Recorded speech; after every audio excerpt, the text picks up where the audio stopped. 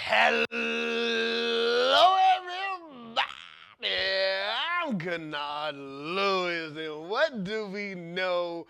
We are at the season finale of season 12, and it's been a beautiful one, folks. We've gone through 12, but I'm here to close out this season on a vital topic. And that's about change. It's something interesting about change. Some people love it, some people hate it. And the reason is because people don't want to feel uncomfortable. But what I've realized is that there's three major steps in order to complete change. Three major steps: acknowledgement, discussion, and action. ADA. You have to acknowledge what you're going through. Understand the issues that are happening inside, because if you don't, then you're going to stay blind the rest of your life. Discuss it. Some people think that just because you are going through something that's lesser than somebody else, or it's not as tragic as somebody else, it doesn't mean that it doesn't have no value. A cluttered mind will lead to destruction, simple as that. You got to let it out. I'm not telling you to tell the whole world. I'm telling you that you need to tell somebody. In action. The hardest thing ever. Because some of us will see the problem, talk about it, but can't walk about it. And that's the main thing. And this started when I was 4. Getting bullied for who I am, for being overweight, mom being overweight, for stuttering, for being socially awkward, just being myself. It wasn't good enough for people. Because apparently being Kanard Lewis is dumb. Being Kanard Lewis is too loud, it's too out there for you to accept. And it's fun, and it's crazy because I would literally cry myself to sleep because I was getting made fun of. To hear that, I don't want you here anymore. Turn around. I don't want to see your face. Right? The mocking on a daily basis, because obviously somebody that stutters when they can read means that they're illiterate. No, it does not mean that. It's just a speech impediment that I have. And it's something that I cannot control to the fullest extent, but I've gotten better at it. But people have bullied me for it. People have made me feel lesser, like a human being, and it sucks to feel that way. It sucks to be called an idiot. It sucks to be called illiterate. It sucks to be called stupid, that you're dumb, that you're unworthy. Like, get out my face. That's what's happening to me. And it sucks because people would just make fun of me in my face, but I wouldn't say anything. Because just like I talked about fear, I was afraid to speak up. Because what I was going to say? Oh, you're dumb too. Oh, but you don't stutter either. You see, I didn't have that skill to clap back at them and make them feel like they're lesser of a human being, because that's not me. So what did I do? I had to hide away these emotions that were bottled up inside. Because happiness, right? Happiness was my greatest asset in my arsenal, but it became my biggest downfall. And the reason for that is I was wearing this mask on a daily basis, hiding myself, trying to be like other people.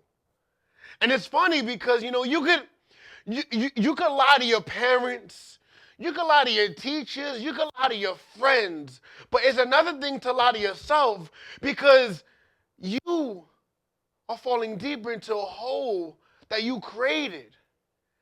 And that's what I was doing. I was trying to make fun of other kids. I was trying to make myself like the other bullies, but I couldn't do it.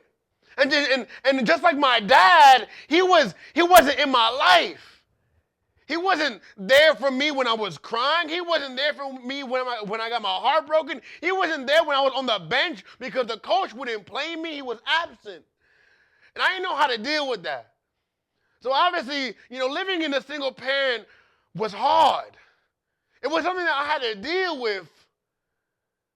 But the crazy thing is, and this goes to that acknowledgement thing, right? Is the fact that I was literally, kicking my feet back and relaxing. Didn't care. I was becoming an innocent bystander to my own cause. And that's the problem. It's the fact that I was allowing my happiness to blind me from the truth that I was hurt inside. And I didn't want to tell nobody. I didn't want to tell nobody for the simple fact that obviously my story felt like it didn't matter to anybody. I feel like that every time I tried to speak, I would feel the tears just wanting to fall down my cheek. And I didn't want to look weak to other people. I didn't want to feel like less of a human being trying to tell my story. Trying to make you see that. Just stop bullying me. Stop making me feel lesser than you. I'm the same. I'm the same. So why are you making fun of me because I'm a little overweight? Because I'm socially awkward. Well, I understand it's different. I was being this innocent bystander, and it's funny because we would literally watch people get bullied, get jumped, and pull out our cameras and film it.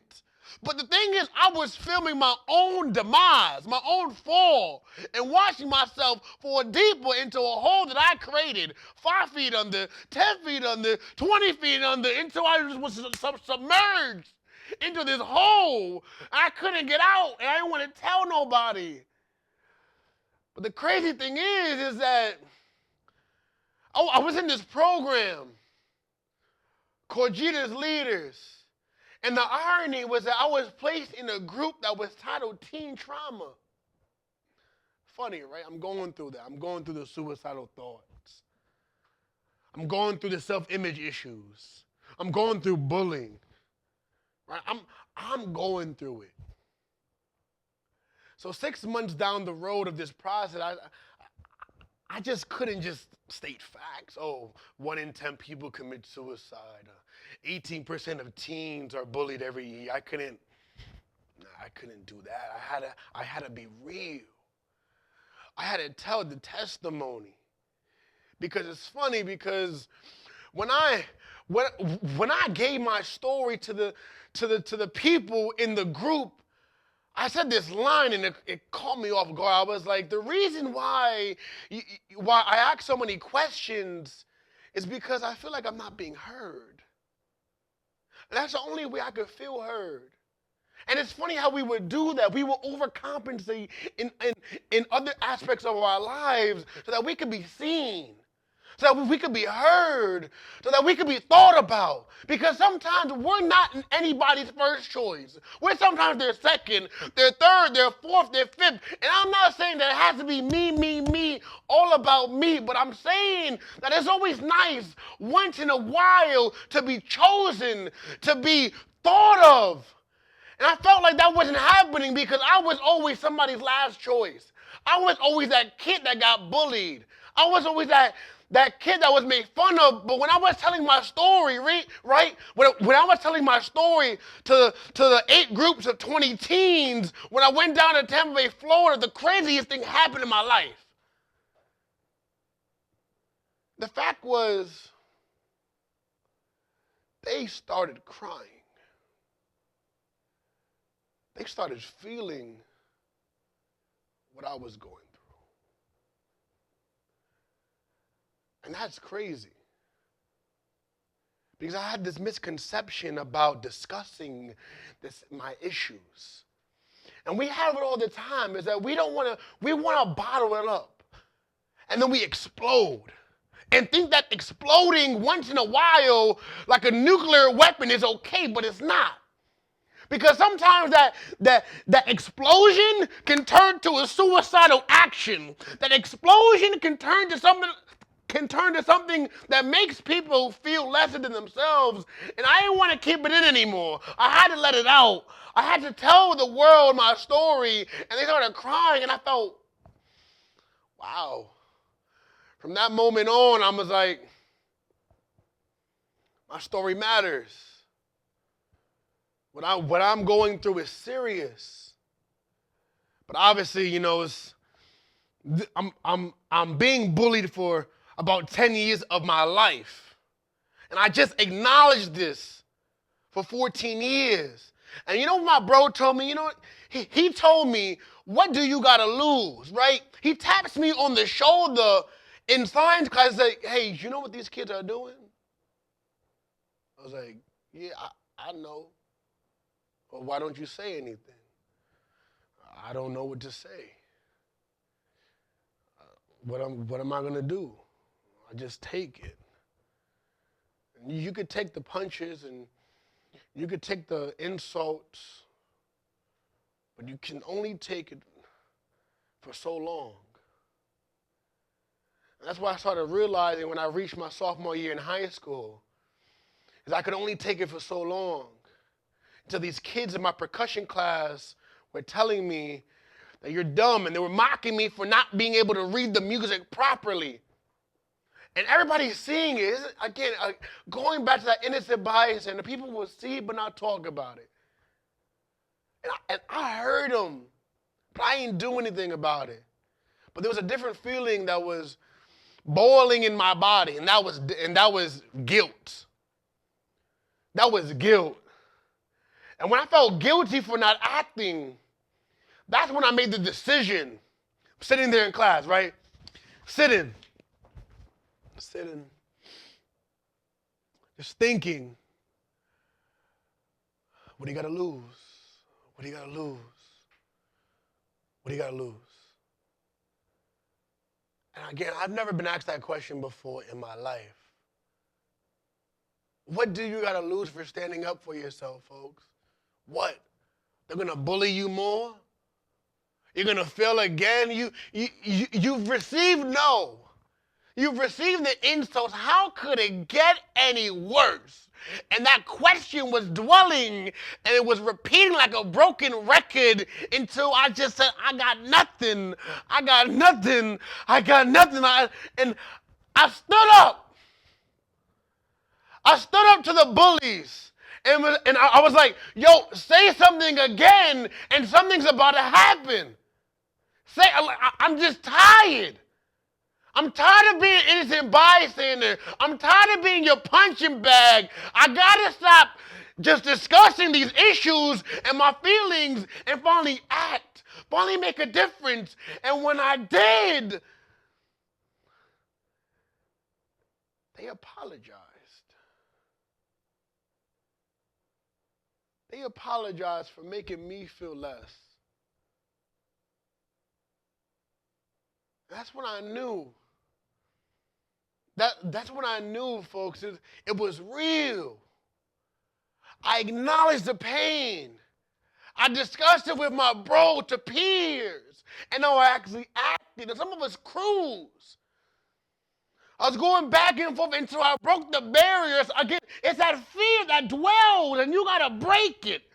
You got to cut it out. You got to make it prevalent in your society, in your life. Because if you don't, if you pull yourself back, you won't be able to go forward. And I understand that's hard. But when I started acting, I became a better person. When I started acting, I started seeing my value.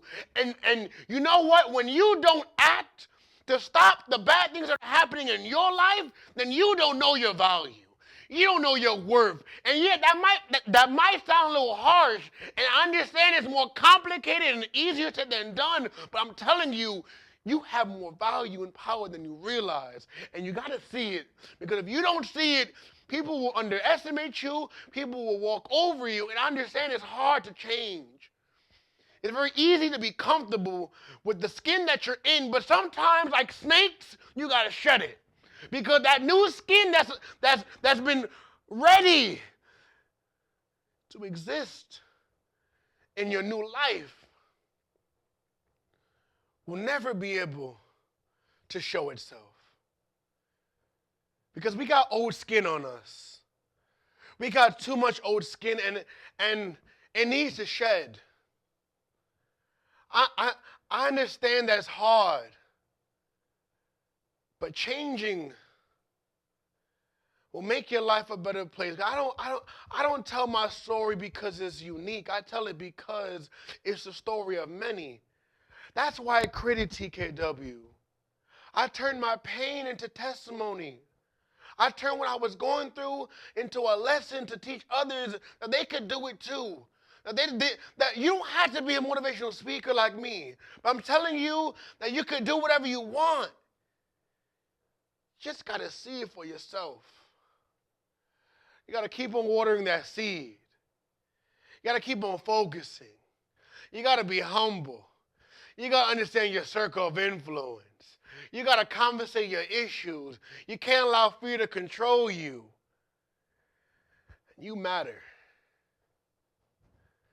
Thank you. It's been a great season, and change is on the horizon. I see it. Now it's your turn.